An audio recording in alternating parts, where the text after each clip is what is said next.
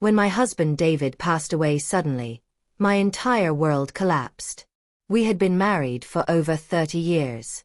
He was my best friend, my partner in everything, the father of my children, and the man who made me feel like I could do anything. The night he died, I felt like someone had ripped my heart out and left me in a void. I wasn't ready. How could anyone be ready to say goodbye to the love of their life? David had gone out for his usual morning jog.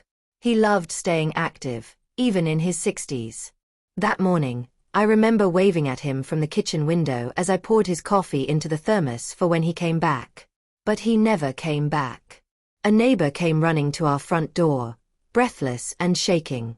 He had collapsed in the park, and by the time the ambulance arrived, it was too late. A heart attack took him in an instant. I screamed.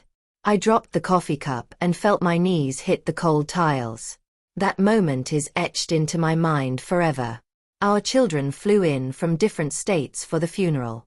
Our daughter Rachel came from Seattle with her husband and 2 young girls. Our son, Ethan, who had just turned 28, came from Boston, where he worked as a graphic designer. I barely remember the funeral. It felt like I was watching someone else live that life. I stood there, dressed in black, shaking hands with people who said all the right things but couldn't possibly understand what I had lost. After the funeral, everyone went back to their lives. Rachel had her family to care for, her job, her busy days. She called me often, but she had her own responsibilities. Ethan, though. Ethan did something I didn't expect. He didn't go back to Boston. "Mom," he said a few days after the funeral, as we sat in the backyard where David used to tend the roses. "I've talked to my boss. I'm taking an extended leave. I'm staying here with you for a while." I didn't know how to react. I wanted to argue, tell him to go live his life. But truthfully, I was relieved. I was scared of being alone. The silence in the house was unbearable, especially at night. Ethan moved back into his old room. He brought his laptop, his work gear, and even his cooking knives. "I'll cook dinner from now on," he said. "You just need to rest." The first few weeks were the hardest. I would wake up crying. I'd sit at the breakfast table and see David's empty chair. Ethan started sitting there, not to replace his father but to keep me grounded. Every morning, he made me coffee and smiled softly. "One day at a time, Mom," he always said. He cleaned the house. He made meals. He sat with me and watched old home movies. Sometimes we'd laugh at the ridiculous outfits David wore in the 90s. Sometimes we'd both cry. One rainy afternoon, I had a complete breakdown. I went into David's closet and held one of his shirts, the scent of him still lingering faintly. I curled up on the floor sobbing. I didn't hear Ethan come in. He sat beside me and didn't say a word. He didn't try to fix it. He just held my hand. That meant everything. As the days passed, Ethan helped me find myself again. He encouraged me to get outside. We started taking walks every evening, just around the block. Then we ventured further, to the park, to the bookstore David loved, to the little cafe where we used to go on Sundays. One day, Ethan brought home an easel and paint supplies. "I remember you used to love painting," he said. "Maybe you could try again?" I hadn't touched a brush in years. But that weekend, I found myself in the sunroom, dipping a brush into bright colors and feeling something stir inside me. A spark, faint but real. The painting was clumsy, the lines awkward, but I didn't care. I felt something I hadn't felt in weeks. Purpose. Ethan made it his mission to bring life back into our home. He played David's favorite jazz records in the evenings. He rearranged the living room so it didn't feel like a shrine.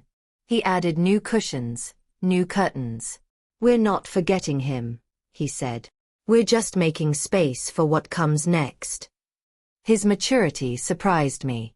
I had raised him, but now he was guiding me. He became my emotional anchor. Eventually, he encouraged me to join a local grief support group. "It might help to talk to people going through something similar," he said. The first time I went, I was nervous. But I met a woman named Linda who had lost her husband 5 years earlier. We spoke, we cried, and suddenly I realized I wasn't alone in my pain. Ethan even started joining me for a few of the group's weekend activities. A potluck, a garden tour, a charity run. He became close with some of the people in the group, and I noticed how they all appreciated his warmth and kindness.